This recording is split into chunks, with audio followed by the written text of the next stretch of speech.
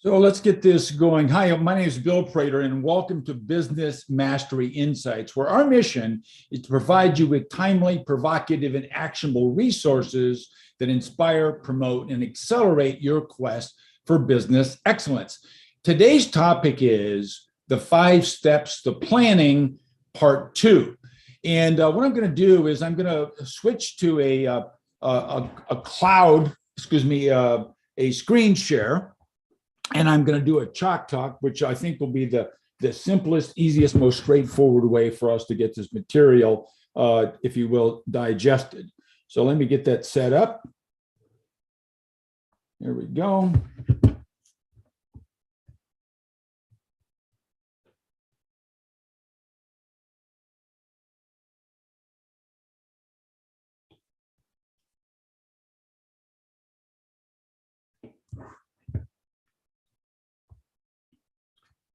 Okay, so what we're going to do is first, I'm going to give you an overview of the concept of this 5 steps to planning that I've reviewed in part 1 a very short time ago, and then we'll go next to the second part of the series. So overall, what I discovered back in the day is that the vast majority of businesses, frankly, don't plan. They instead operate their businesses more on an ad hoc basis. By that, I mean, if an opportunity comes along, well, then they do their best to take advantage.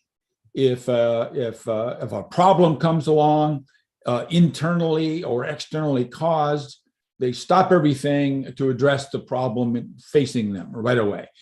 On the other hand, those that have planned ahead are actually prepared for opportunities and problems as they arrive and are much abler, if you will, to handle them in stride.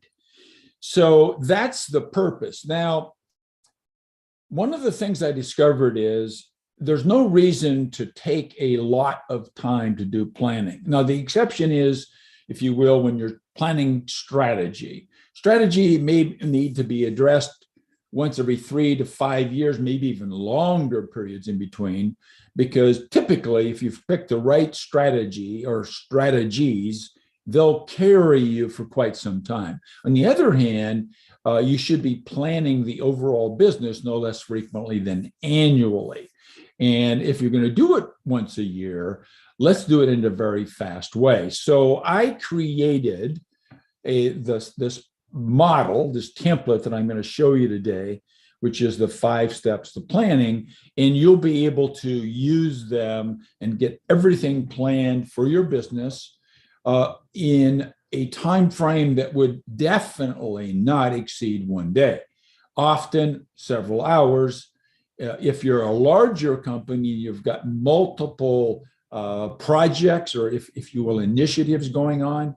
If you've got multiple departments like operations and production and finance, marketing and sales, things like that, well, then all of those departments can actually be planned simultaneously, either on the same day after the company's plan is finished, or at the outside in the morning of the second day. So let's go through exactly how to get that sort of thing done. So first thing I want to talk about is what I'll call common mistakes.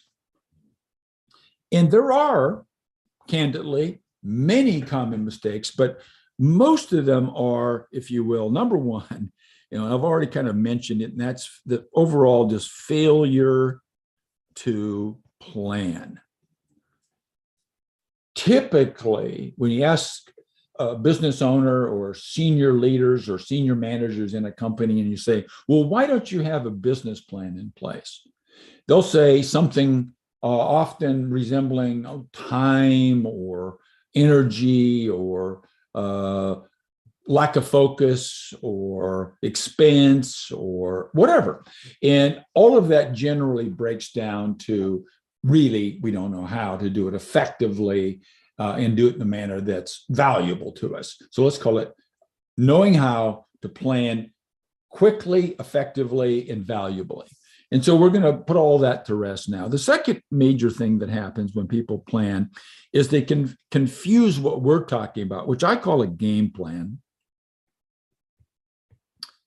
And instead, they think of what I call a business plan. Now, I was an investment banker, owned my own bank for a couple of decades, raised buku money for many, many, many customers.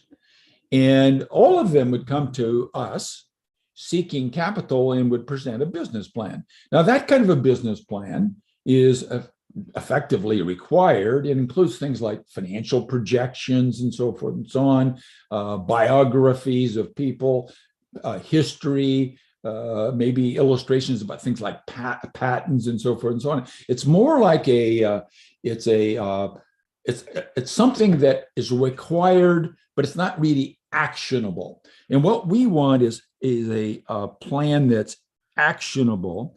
By that, I mean a plan that, if carried out, will produce a win for the year, if you will. Another common mistake is, I'll call it on the shelf. So even people that end up doing a plan many times find it finds its way to the bookshelf right after the first of the year, or right after it's planned, or most certainly when something happens to knock the plan, if you will, off base. Remember earlier I mentioned the idea of businesses operating on an ad hoc basis. 95% plus of businesses do that, versus the 5% that actually have a plan in place. And many of those that have the plan in place have a plan that's on the shelf. So as these percentages go down and down, you're really going to find a very small number of companies or organizations. So a company could be a for-profit or a not-for-profit, could be an organization that has a mission that's entirely different than a business, like, for example, a church or something like that. The key is to have a plan that is a game plan that is actionable and will last for the entire year. So those are the top three most common mistakes that I have seen over the years. Let's talk about the 5 steps to planning. And this is going to sound stunningly simple, and it is. It is also very easy to put in place. And I'm going to review a little bit about part 1 that I did a while back. Today, we're going to focus on part 2, but let's look at the 5 steps. So the first one is, where have you been? And the best illustration I can give you there, because a lot of people make kind of a sub mistake, I'll call it, and that is they feel like planning is all about the future. In other words, if we're going to go on a vacation, turns out that most people are actually decent at planning something like that. And it's all focused on the future. In other words, we're going to talk about something that we're going to start, let's say, on the 1st of July, and it's going to end on the 15th of July. And it involves the following pieces, like getting on an airplane to get to a certain place, and then get into our hotel, and then go on the various events that we thought about in advance, go to the shows, play golf, go scuba diving, whatever's included in that plan, and then check out of the hotel, jump back on the plane, come back home. That would be a plan most people can do, and it's all future oriented. Now, true, if you've been on the same vacation in the past, then you might want to say, well, last time we went, what did we like and what didn't we like? Well, that resembles a business. Great illustration I can give you is I'd like you to imagine being on a boat, and a relatively agile boat, and meaning that it can turn quickly and change directions quickly. One way to tell if the boat also known as a business, is being managed well, is if you're looking back into the wake and you see it being generally a fairly straight line, maybe soft curves in the past, and you can see a wake a long way back, often all the way to the horizon. On the other hand, if this is an amateur boat driver without really a direction in mind, if you look back at the wake, it's all over the place. It's darting around, waving, making sharp angles, different widths as the speed goes faster and slower. And all of that, then, by just looking back, if you just land on the boat and look back, you can tell pretty much what kind of a captain you've got. Same thing with the business. So the first thing we want to do is take a look at the past. And I'll review quickly what we covered in part 1 about this. Next thing we want to do is basically decide, or if you will, evaluate and determine where we are now. In other words, at this moment in time. Because here's the thing. Wherever in the world you are, everything that you've done in the past contributed to you being at this point on Earth at this point in time. So everything in the past got you personally to this point. Everything in the past got your business to this point. All of that was in your control, and you made some decisions along the way and ended up here. So as a practical matter, the next instant will be from this point that's fixed forward.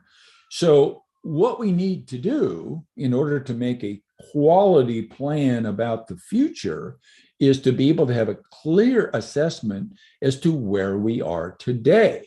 So, for example, back to the boat example, if we don't realize that we're 25 miles offshore and we only have enough fuel for 30 miles, if we don't know that situation, we could end up running out of fuel before we reach the next harbor. Same thing with a business. If you don't really know where you are, then you're just foolish to start deciding on the future because you don't have a real good handle on what you have available at this moment. So number 2, where are you now? Number 3, where are you going? And this is to some extent, a top level view that would cover the next typically 12 months. Where are you going? In the case of a business, it might include things like revenue and gross profit margins and new hires and new procedures put in place and opening up of new branch offices, and a variety of these kinds of things are possible. Where are we going, if you will, decisions about the future? Because simplistically stated, planning is making decisions about the future now, making decisions about the future now. And next is, how are you going to get there? In other words, it's one thing to decide that your annual revenue for the next year is going to be, let's say, 7.7 million. But next requirement is to determine how you're going to go about adding, for example, let's say you're at 5 million, you're going to 7.5 million. How are you going to add that additional 2.5 million? Now we're going to get fairly granular. Now, connected with this how would be when. In other words, are we going to get there in a month, 2 months, 3 months, at the end of the year, and a variety of things like that. So where have we been? Where are we now?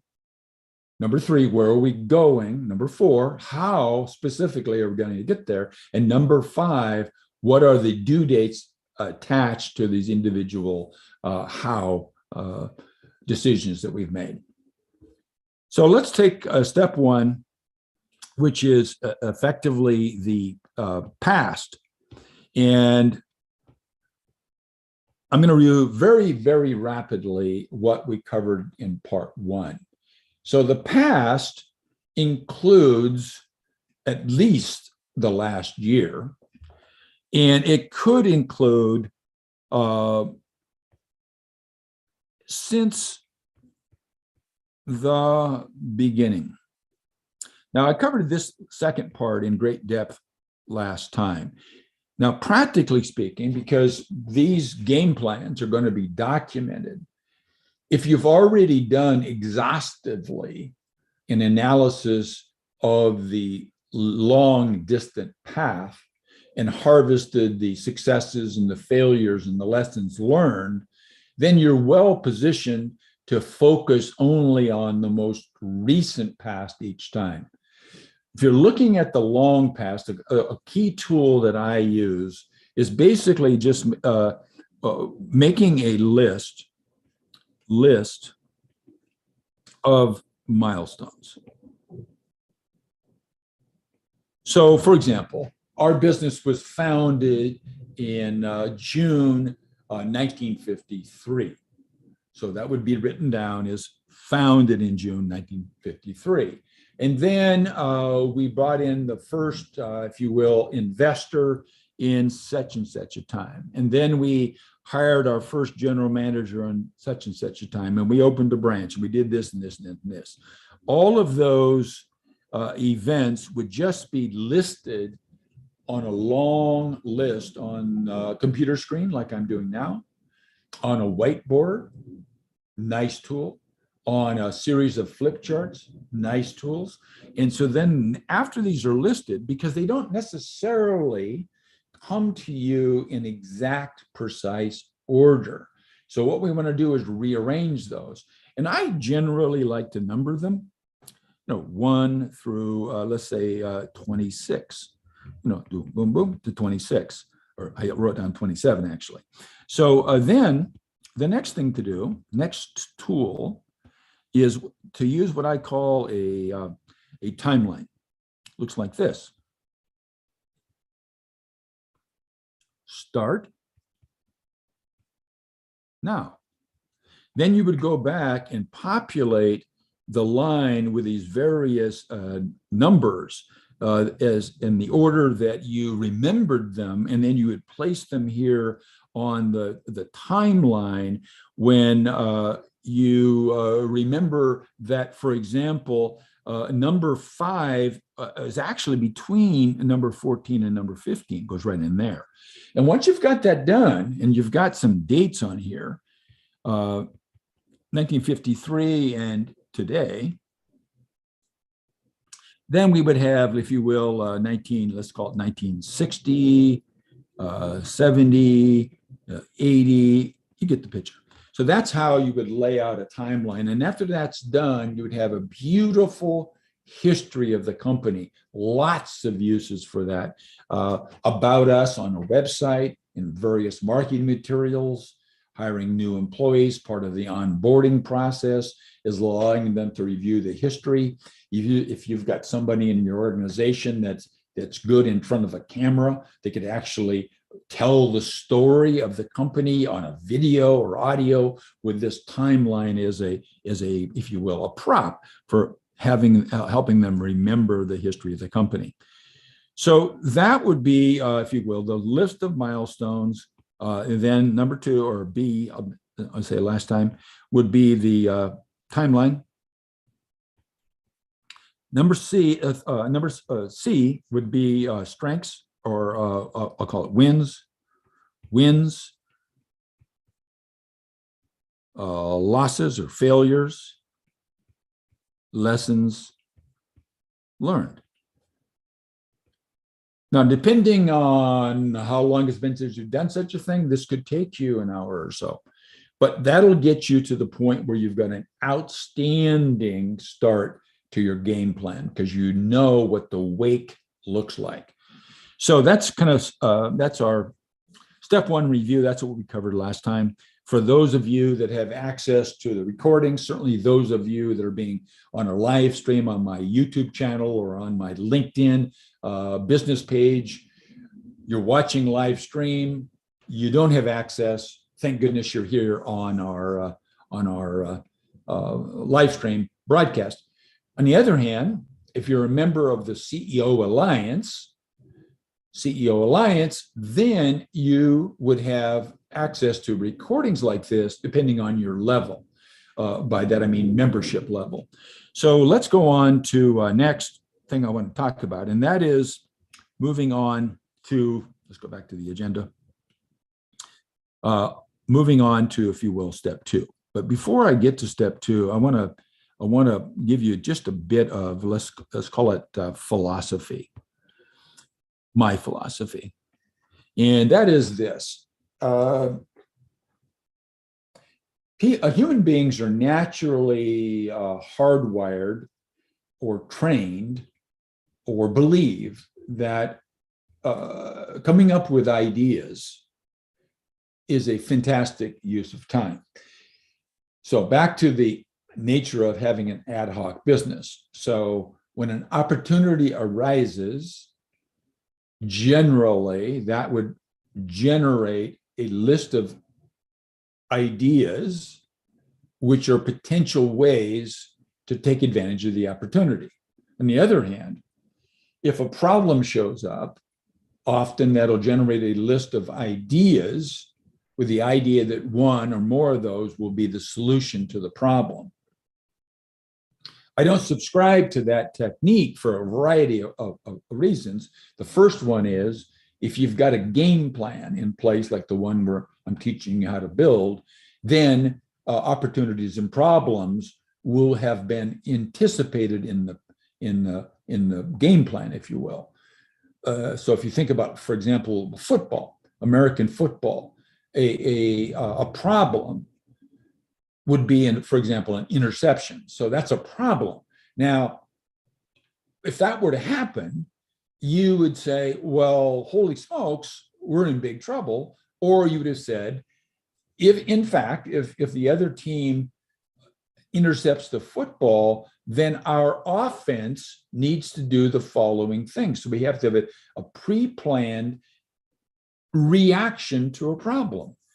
That is not generating ideas. Back to the American football. So if you think about a typical business operating like a game plan-less football team, when the interception happened, people would sit on the field, sit down and think, what should we do now? We've had an interception. Oh, gee, maybe let's make a list of all the ideas and so forth and so on. That would be absolutely inappropriate. Instead, we should have rehearsed what to do if a problem comes up. Same thing with an opportunity. So an ad hoc business acts like, oh my gosh, we had an interception. That was unexpected. And we're not going to do that. Instead, we're going to do it a different way. So here's the philosophy of what I'm talking about. So I wanted you to think about a two-dimensional chart with ideas.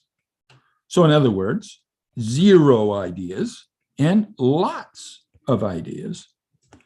So imagine that we're going to spend time now examining an entire business and we want to come up with ideas. Well, we would then start, adding to the list, and we would be building up our ideas until we basically got pooped and ran out of ideas. So that would be the axis labeled ideas. And given that we have, if you will, I'll use this line right here. I'm going to erase it real quick. But just imagine we have a line like this. And inside this line, we're going to call this energy or time, cumulatively, of all of us. So point being, we all have individually or collectively a certain amount of time. So if we then devote our energy and time to producing ideas, then we're going to spend our time, I'm going to change colors just to make it clearer. We would spend our time something like that. In other words, we would be reducing this element to end up generating a lot of ideas. So that would be the way we've decided, either because that's the way we run our business, or we just have an ad hoc business and it runs that way all the time, where people are sitting around generating ideas. A lot of people think I'm anti-ideas. That's not accurate. I'm not anti-ideas, but I'm much more in favor of something else, and that is results. So this other axis measures results, same amount of time. And what we're going to do is we're going to, if you will, learn how to discard or put aside or put in the parking lot a bunch of ideas for later and concentrate on a very small number of them so that our time can be spent executing a high level of ideas. So this next piece, which is called Where Are We Now, will generate a whole bunch of ideas. We're going to do it fast. And then when we move on to the next phase of the 5-step process, the planning, then I'm going to teach you how to select the ideas that are most likely to produce the greatest results long term. So let's go ahead and move on to where are we now? So this is number 2. Where are we now? Question mark. And I'm going to teach you how to look at, if you will, what I call 3 areas using several scanning techniques. So areas, scanning techniques. Areas plus scanning.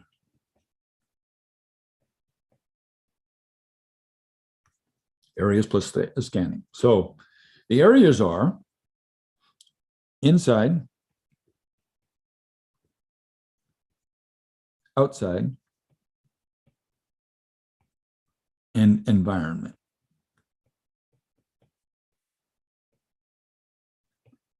Inside, outside, environment. So we're looking at where are we now, inside, outside, environment.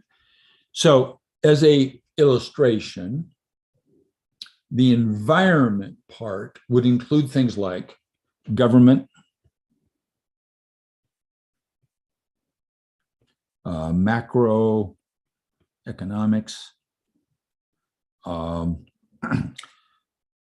regulations. Well, I guess that's part of government. Regulations, events, good and bad, events, and so forth. And so, for example, the pandemic, the economic pandemic that paralyzed much of the world for the last couple of years, at least, a lot of businesses ceased to exist, had their revenues cut in half, cut by 80% or more, a lot of failures, a lot of disruption, and so forth. Most of that happened in companies that were moving along on an ad hoc basis. They were ready. Now, am I saying you can predict a pandemic? No. Can you predict the timing of a pandemic? No. Do you know there's going to be something major on the world for us to stop, pay attention to? Absolutely. As a matter of fact, as I'm recording this right now live, there is certainly a skirmish, if not a war, going on between Russia and the Ukraine. That is a super problem. Now, some companies, and I know specifically of at least one, they've got a darn good reason for them to be in a jam, because they have 250 employees in the Ukraine. So that is a serious problem. They've got to deal with that. In their case, they hadn't planned on anything happening on a global scale that would affect them. They happen to be in Greece. So, but they didn't anticipate this in advance. Now, if you look back at in hindsight, you'd say, well, they probably should have seen sort of a buildup. Maybe they would have seen a heightening of tensions going on over the last multiple numbers of years. Yeah, I would say that's probably accurate. Then, if you think about the pandemic, timing, nobody knew, but Is there going to be a major virus going on the planet? Yeah, it happens all the time. So something's always going on in the environment. So that's the environment. Most of the time, you really can't do much to change any of this stuff. But what you can do is figure out how to get results or execution despite it. So next, let's go to the inside. So when I say inside, what I'm really talking about here is inside the company. So what's inside the company? Well, certainly we've got people. We've got, if you will, I'm just loosely call them resources. So that would be things like physical space, supplies, materials, IT infrastructure, money, things like that. Those are resources. We also have, if you will, systems, processes,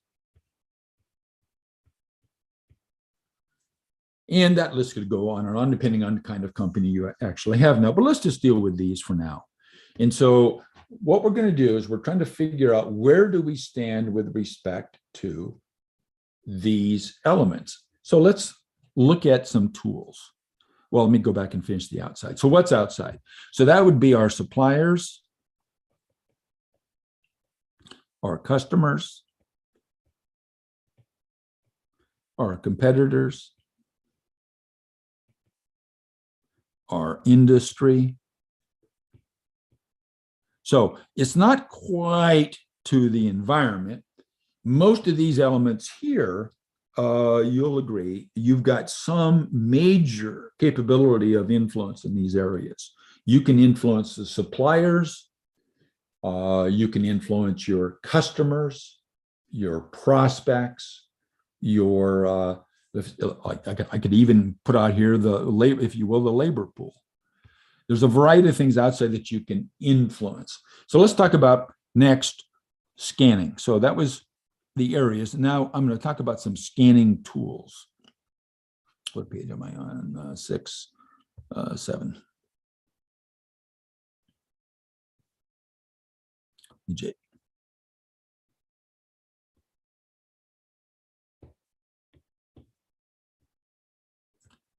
So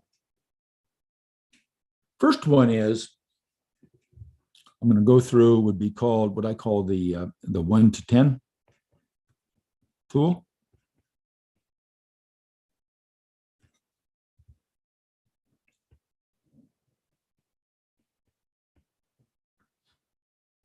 Number 2, I'm going to show you the what I'll call the 9-box tool. And third, I'm going to show you a quick, what I'll call SWOT analysis. There are many more, and those of you inside the CEO Alliance have access to a whole plethora of mini courses, major big courses, et cetera, that cover all of these things in depth. So this is going to be very fast. So let's take a look at these in no particular order. So the first one I want to talk about is, let's call it the SWOT analysis, which stands for, I'm going to put it in the corner up here, strengths, weaknesses, opportunities, and threats. So the idea would be, now you're in your session, you've got your planning team in front of you, typically the key, certain key employees, maybe it's just you, maybe it's you and somebody else, maybe it's you and your senior leadership team, doesn't matter.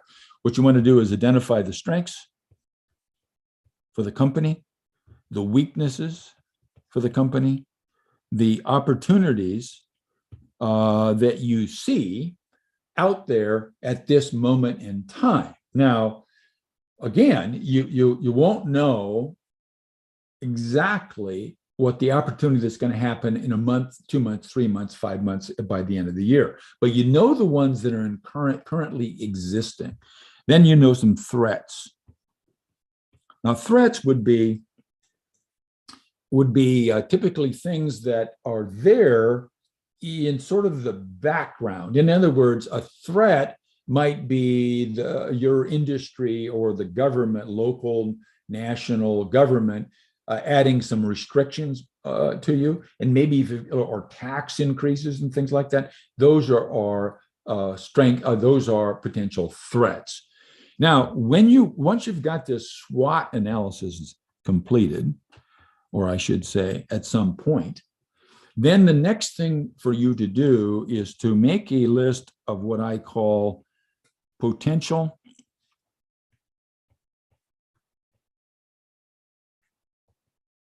initiatives. Potential. What's potential? A potential is something on this list here. Everything that's listed here is a potential initiative. So you've listed all the potential initiatives. And basically the way I like to do it is simply to go back and you can use letters or numbers or a combination, depends on how much on here. But in general, you're going to be able to use letters because you got 26 choices. You're likely to have less than 26 on a SWOT analysis like this.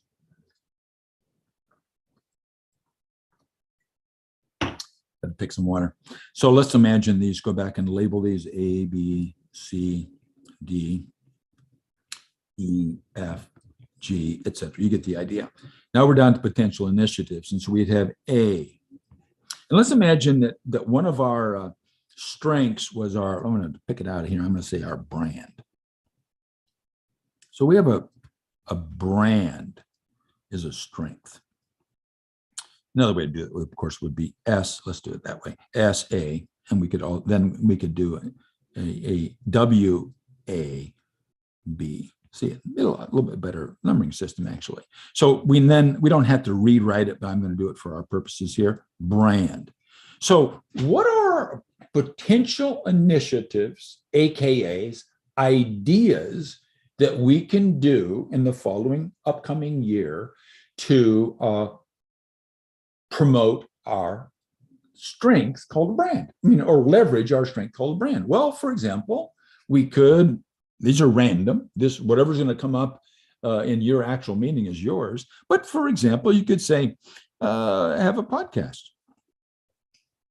and go through just kind of reinforcing how strong you are on that. Or for example, you could have produce an about us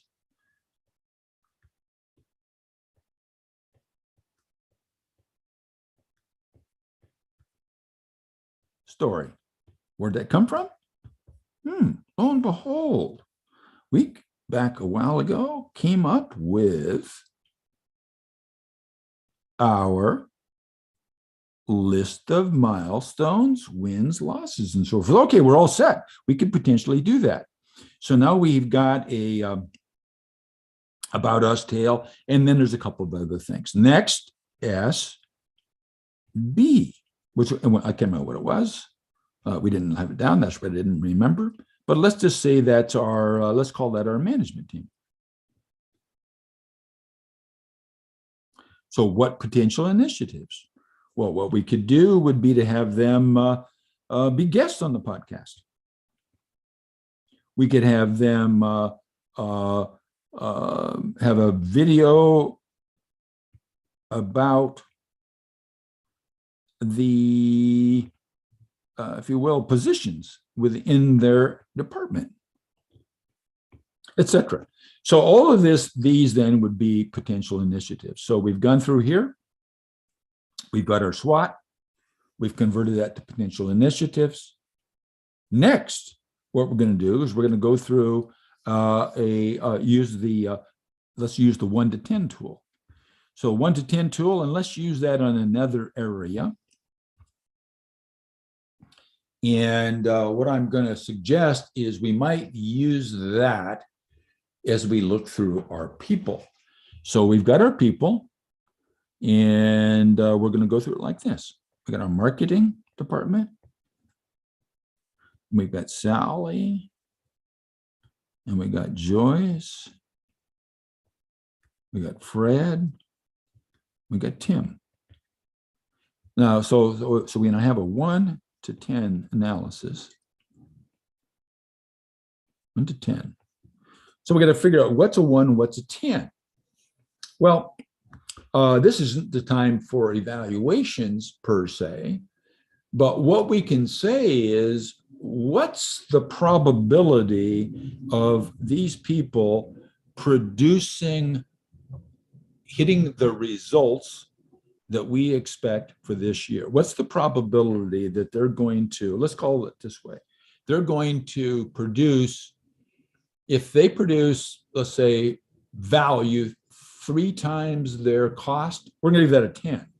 If they kind of they produce a value equal to their salary, bonuses, package, it's a 5. Anything less than that's lower. So what we can do then is we can assign numbers to these various people. And then come up with a, you guessed it, potential initiative. And we'd list these by individual or generally. What can we do for potential initiatives for the entire marketing department? So let's just say class at local college about marketing, or we could have a mentoring program.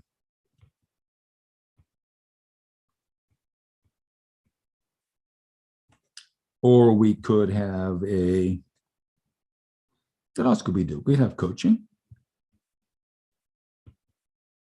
We're going to introduce a bonus plan. Okay, cool. So now we've got it. We've done a couple things. One, we've done a SWOT analysis. We listed some potential initiatives. We've done a 1 to 10 on our people, listed some potential initiatives. Now I wanted to quickly show you this 9-box tool, and we're going to use a different area. So let's go back up here and say, what can we use that on? Let's use it on our customers. Okay, cool. How would we use this tool on customers? Now, by the way, we could use a 1 to 10 of our customers. We can use a SWOT analysis on our companies, customers, etc. So these tools that I'm showing you are, if you will, not arbitrary, but I'm not trying to tie them together necessarily. In other words, you don't have to use this tool to evaluate that space. So with our customers, we use this 9-box. How do you draw a 9-box? Tic-tac-toe with a box around it. Now, what we've got here is the same idea. In other words, this is high and this is low and this is high. So with customers, I tend to like the following scales. I'm going to call it gross profit or gross margin. And I'm going to call that relationship. I usually use the word love, but relationship. So in other words, you've got somebody that is just a terrible to work with, that would be low on love. Somebody that's absolutely a breeze, wonderful partner, high.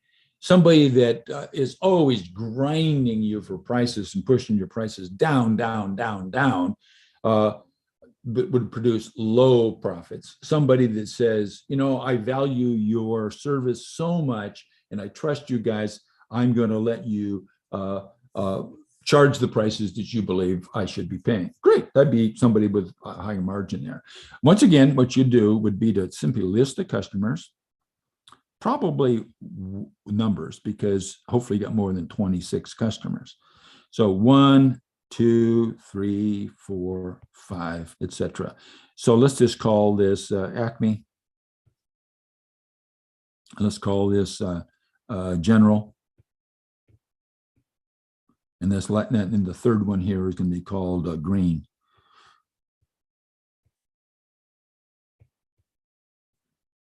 and Associates. So what do? Start with Acme. I always like to center. I'm going to draw on the screen so you can see it.